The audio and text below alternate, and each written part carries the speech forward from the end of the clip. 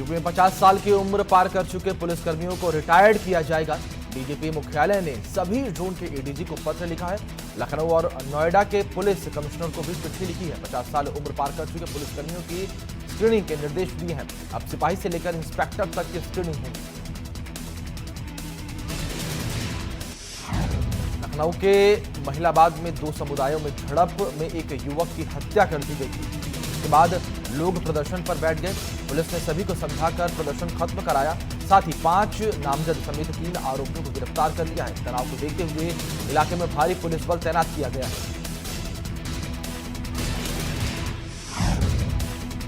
महिलाबाद घटना पर सांसद कौशल किशोर ने सीएम से मांग की है कि तत्काल महिलाबाद कोतवाल को हटाया जाए, साथ ही मृतक के परिवार को मुआवजा भी दिया जाए। तो वहीं सांसद ने सीएम योगी से कहा है कि कोतवाली में बंद लोगों को रिहा किया जाए।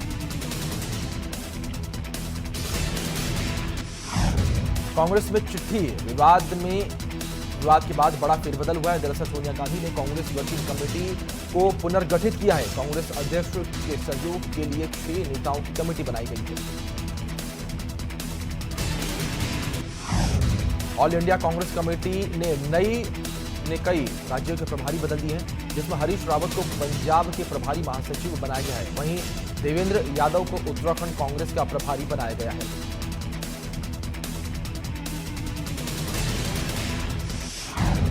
लखनऊ में पूर्व मंत्री गायत्री प्रजापति को फिर से गिरफ्तार कर लिया गया है। धोखाधड़ी, जालसाजी और धमकाने के मामले में गिरफ्तारी हुई है। आपको बता दें कि वकील दिनेश चंद्र त्रिपाठी ने गायत्री प्रजापति के खिलाफ एफआईआर दर्ज कराई थी। कोर्ट में पेश करने के बाद गायत्री प्रजापति को केजीएमयू में भर्ती कराया गया है। 8 जिलों के डीएम पर गाजगिरी है। गाजीपुर और सुल्तानपुर के डीएम को हटा दिया गया है। वहीं हटाए गए 8 डीएम में से 7 को वेटिंग लिस्ट में रखा गया है। मेडिकल उपकरण खरीद घोटाला सामने आने के बाद यह कार्रवाई की गई है। अयोध्या में कंगना रनौत मामले में शिवसेना पर संतों का गुस्सा भड़का है। शिवसेना के रवैये को लेकर संतों में नाराजगी देखी जा रही है। हनुमानगढ़ी के पुजारी ने महाराष्ट्र सरकार पर आरोप लगाया है। वहीं पुजारी राजू दास ने शिवसेना को सोनिया का सेना बताया है। अलीगढ़ में भारतीय करणी सेना ने संजय राउत की बुद्धि शुद्धि के लिए हवन किया। यह हवन काले तेल से किया गया। साथ ही संजय राउत की फोटो, जूते चप्पलों की माला पहनाई गई। थाना गांधी पार्क इलाके के बाईजी धर्मशाला में हवन किया गया। बलिया में यूपी सरकार के मंत्री ने सुशांत केस में निष्पक्ष जांच की मांग की है। उपेंद्र तिवारी ने शिवसेना पर निशाना साधा है और कहा है कि अवैध निर्माण मुंबई में बहुत लोगों का था। दाऊद का भी मुंबई में अवैध निर्माण था, पहले उस पर बुलडोजर चलाना चाहिए।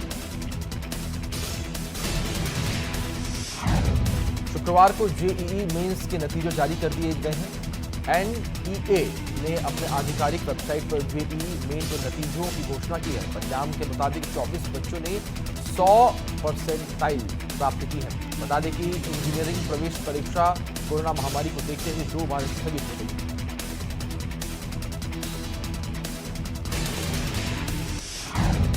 देश में कोरोना ने अब तक के सारे रिकॉर्ड तोड़ दिए हैं। 24 घंटे में कोरोना के 97,570 नए मामले सामने आए हैं। वहीं बीते एक दिन में कोरोना से 1201 लोगों की मौत हो गई है।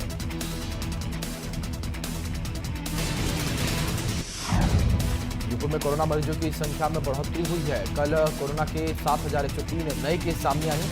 एक दिन में कोरोना से 76 लोगों की मौत हुई है। वहीं कोरोना मरीजों की कुल संख्या 2,99,045 हो गई है और अब तक कोरोना के 2,27,442 मरीज ठीक हो चुके हैं।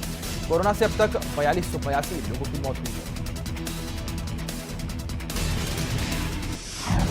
उत्तराखंड में कोरोना मरीजों की संख्या में इजाफा हुआ है। कल कोरोना के 995 नए केस सामने आए हैं और एक दिन में कोरोना संक्रमण से 11 लोगों की मौत हुई है। कोरोना मरीजों की संख्या बढ़कर 29,221 पर पहुंच चुकी है और कोरोना के 19,428 मरीज ठीक हो चुके हैं।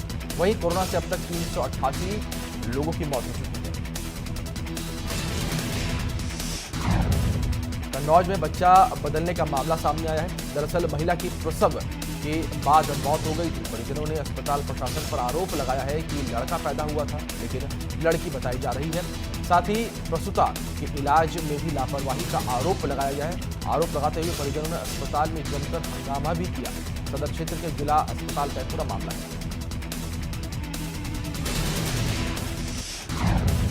अमरोहा में पुलिस और बदमाशों के बीच मुठभेड़ हो गई। मुठभेड़ में 25,000 का इनामी बदमाश घायल हो गया। साथ ही एक सिपाही भी घायल हो गया, जबकि दूसरा बदमाश मौके से फरार हो गया। आपको बता दें कि बदमाश हिमराज जिले के टॉप 10 अपराधियों में शामिल है। आगरा में 9 साल के लड़के की हत्या मामले में पुलिस और बदमाशों के बीच मुठभेड़ हो गई। मुठभेड़ के दौरान हत्या आरोपी वाहिद को गोली लग गई और एक बदमाश मौके से फरार हो गया। आपको बता दें कि बदमाश वाहिद ने ही हत्याकांड को अंजाम दिया था। इस बात की जानकारी एसएसपी आगरा ने दी है।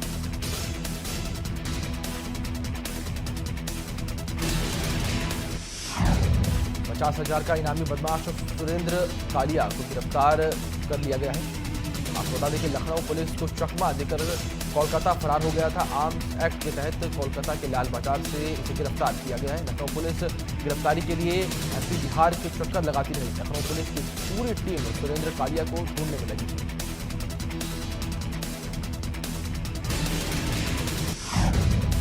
महोबा में भ्रष्टाचार अधिनियम के तहत एसपी मणिलाल पाटीदार समेत थानाध्यक्ष पर मामला दर्ज कर दिया गया है। 2 विस्फोटक व्यापारी और पुलिसकर्मी पर भी मुकदमा दर्ज किया गया है। कमरई थाना क्षेत्र का पूरा मामला है।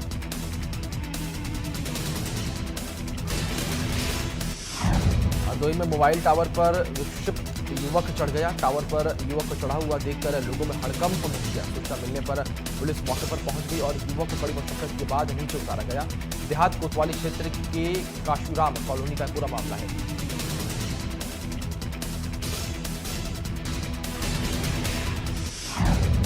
कानपुर में एक और लव जिहाद का मामला सामने आया है। लड़की के परिजनों ने दूसरे समुदाय के लड़के पर आरोप लगाए हैं कि बहला फुसलाकर साथ ले गया था। साथ ही लड़का नाम बदल कर लड़की से बात करता था। आपको बता दें कि इससे पहले लव जिहाद के 10 मामले सामने आ चुके हैं।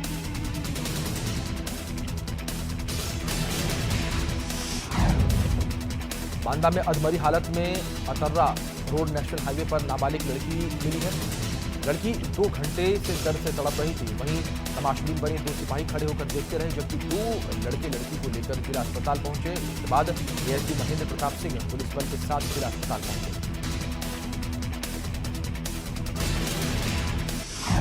लखनऊ में 120 करोड़ के नमक आपूर्ति का ठेका दिलाने के नाम पर जालसाजी का मामला सामने आया है।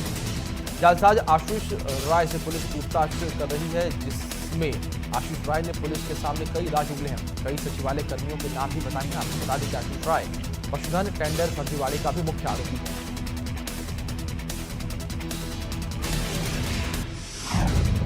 कौशाम्बी में शराब की दुकान पर दबंगों ने युवक की पिटाई कर दी। दबंगों ने युवक पर जमकर लात घूंसे बरसाए।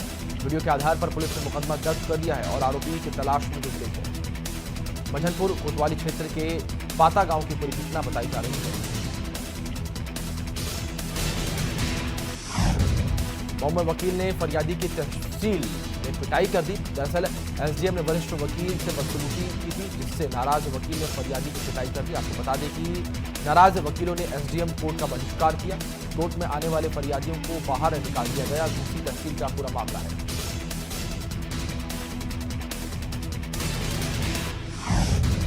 अलीगढ़ के बन्ना देवी थाना क्षेत्र के खैर बाईपास के पास हुई 35 लाख की लूट मामले में 12 घंटे बीत जाने के बाद भी पुलिस के हाथ अभी भी खाली है।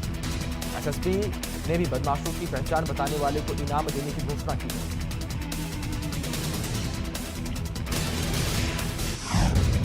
बागपत में फर्जी किन्नर बनकर बधाई मांग रहे 2 युवकों की चप्पलों से जमकर 80 किन्नरों ने पिटाई कर दी और दोनों युवकों को पकड़कर पुलिस को दे दिया। इतना ही नहीं, असली किन्नरों ने दोनों युवकों का मुंडन भी कराया। शहर कोतवाली क्षेत्र के टटीरी कस्बे का मामला है। रायबरेली में खेत में सो रहे किसान का रस्सी के हाथ और गर्दन बांधकर शव मिला। शव मिलने से लोगों में हड़कंप मच गया है। सूचना मिलने पर पहुंची पुलिस ने शव को पोस्टमार्टम के लिए भेज दिया है। सरेनी कोतवाली क्षेत्र के गौगंसो बैसनपुरवा कई घटना है।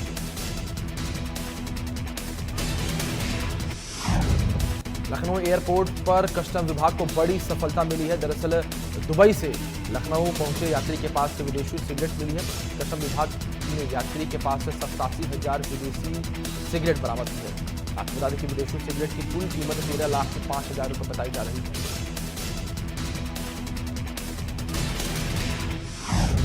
कन्नौज में लखनऊ आगरा एक्सप्रेसवे पर भीषण हादसा हो गया। तेज रफ्तार बस ने ट्रक में टक्कर मार दी। हादसे में 2 की मौके पर ही मौत हो गई और 10 से 12 यात्री घायल हो गए। आपको बता दें कि हादसे में ट्रक ड्राइवर और कंडक्टर की मौके पर ही मौत हो गई। तालग्राम थाना क्षेत्र की घटना बताई जा रही है। कुशीनगर में NH 28 पर पुलिस क्षेत्राधिकारी की गाड़ी अनियंत्रित होकर पलट गई। दरअसल पुलिस क्षेत्राधिकारी की गाड़ी धुलवाकर ड्राइवर घर वापस जा रहा था। फिलहाल किसी के हताहत होने की सूचना नहीं मिली है। तरिया सुजान थाना क्षेत्र की घटना बताई जा रही है।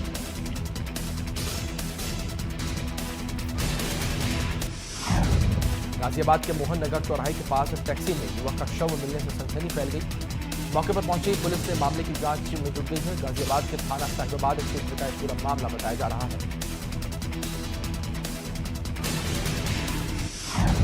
मेरठ के कर्नैल होटल में अचानक आग लग गई। आग लगने की वजह से हड़कंप मच गया और लोग अंदर फंस गए। सूचना मिलने पर पहुंची फायर ब्रिगेड की टीम ने आग पर काबू पाया तो वहीं अंदर फंसे लोगों को बमुश्किल सुरक्षित बाहर निकाला गया। थाना सदर बाजार का पूरा मामला है।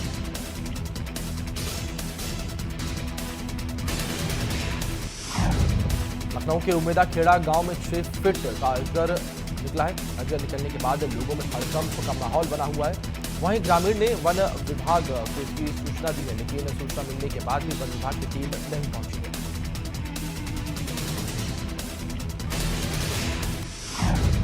कोरोना काल में ठप पड़ी बनारसी साड़ी के उद्योग को डिजिटल रोशनी की एक नई किरण दिखाई दी है।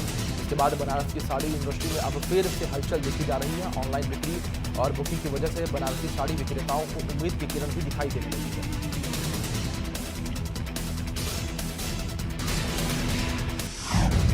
मुरादाबाद से शरारती छात्रों की कारस्तानी सामने आई है। दरअसल यहां एक शिक्षिका ने ऑनलाइन क्लासेस के दौरान अपने एक छात्र पर अश्लील मैसेज भेजने का आरोप लगाया है। शिक्षिका की माने तो जब वो छात्र की शिकायत करने उसके परिजनों के पास पहुंची तो छात्र के परिजन उल्टा उससे बदसलूकी करने लगे। कानपुर में नशेबाजों का हाई वोल्टेज ड्रामा सामने आया है। बीच सड़क पर आपस में 2 शराबी भिड़ गए। पुलिस चौकी के सामने शराबियों ने जमकर मारपीट की। सूचना मिलने पर पहुंची पुलिस ने शराबियों को पीटा, साथ ही हिरासत में ले लिया। चकेरी थाना इलाके के जाजमऊ चौकी के पास की पूरी घटना है। 23 सितंबर से उत्तराखंड विधानसभा का सत्र शुरू होने जा रहा है। सरकार सत्र को वर्चुअल कर सकती है। अगर सरकार वर्चुअल सत्र बुलाती है तो कांग्रेस सत्र का बहिष्कार के बारे में सोचने पर विचार करेगी। कांग्रेस प्रदेश अध्यक्ष प्रीतम सिंह ने ये बात कही है। आज पौड़ी के एक दिवसीय दौरे पर सीएम त्रिवेंद्र सिंह रावत रहेंगे। कलजी खैल में आयोजित अलग अलग कार्यक्रम में बतौर मुख्य अतिथि शिरकत भी करेंगे। विकास भवन में अधिकारियों के साथ समीक्षा बैठक भी करेंगे। भारतीय रेलवे आज से 80 नई विशेष ट्रेनें चलाने जा रही है। IRCTC की वेबसाइट पर गुरुवार से टिकट बुकिंग शुरू कर दी गई है। रेलवे के मुताबिक ये ट्रेनें पहले से चल रही 230 विशेष ट्रेनों से अलग होंगी। इसके अलावा रेलवे में रिजर्वेशन अकाउंट पर जाकर भी यात्री टिकट बुक करवा सकते हैं। ट्रांसपोर्ट की परेशानी का सामना कर रहे लोगों के लिए अच्छी खबर है। आज से सभी लाइनों पर सुबह 6 से रात 11 बजे तक मेट्रो दौड़ेगी। यात्रा के दौरान कोरोना नियमों की शर्तों को मानना होगा।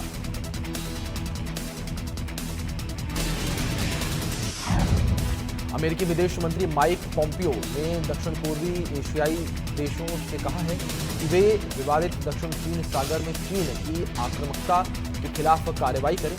इतना ही नहीं, उन्होंने भरोसा दिलाया है कि इस काम में अमेरिका उनको समर्थन देगा।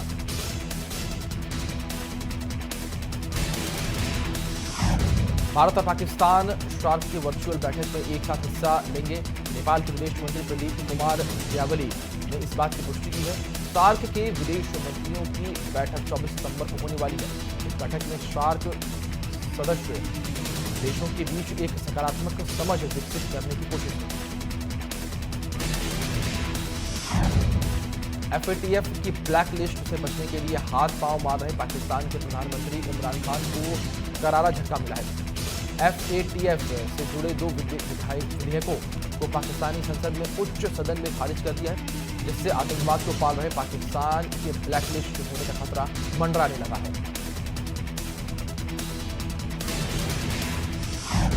सीमा विवाद को लेकर एलएसी पर चल रहे टकराव के बीच भारत ने हिंद महासागर में भी चीन की घेराबंदी तेज कर दी है। इस सिलसिले में भारत और जापान के बीच ऐतिहासिक रक्षा समझौते को बेहद अहम माना जा रहा है। इसके तहत दोनों देश एक दूसरे के सशस्त्र बलों को आपूर्ति और सेवाओं का आदान प्रदान करेंगे।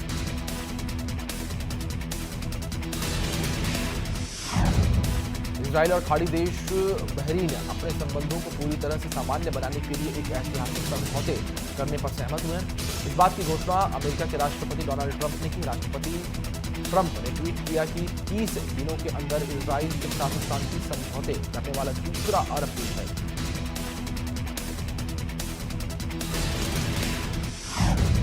ब्रिटेन की अर्थव्यवस्था में सुधार जारी है। आधिकारिक आंकड़ों के मुताबिक ब्रिटेन की अर्थव्यवस्था उस खोई जमीन को कुछ हद तक वापस पाने में सफल रही है जो कोरोना वायरस के चलते लगाए गए लॉकडाउन में गंवानी पड़ी थी। हालांकि यह लॉकडाउन के चरम पर हुए नुकसान के 50% बराबर का सुधार है।